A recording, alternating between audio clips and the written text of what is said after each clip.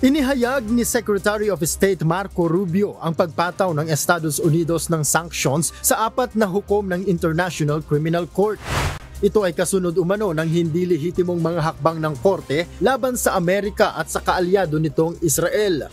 Kabilang dito sa mga bibigyan ng sanctions sina Second Vice President Reine Adelaide Sophie Alapini Ganzo, Judge Solomie Bolunga Boza, Judge Luz del Carmen Ibanez Carranza at Judge Betty Holler.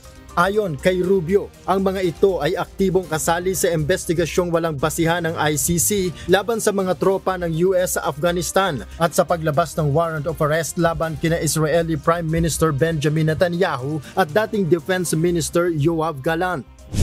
Ang desisyon ng US ay nagdudulot ng tensyon sa pagitan ng Amerika at ng Netherlands, lalo na't nakatakda ang NATO Summit sa The Hague kung saan matatagpuan ang ICC.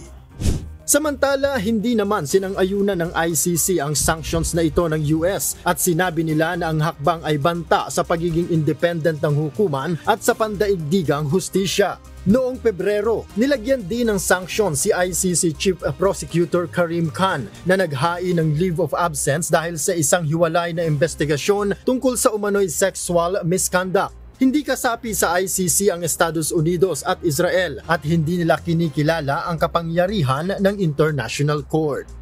Noel Polyarco, UNTV, News and Rescue, Canada.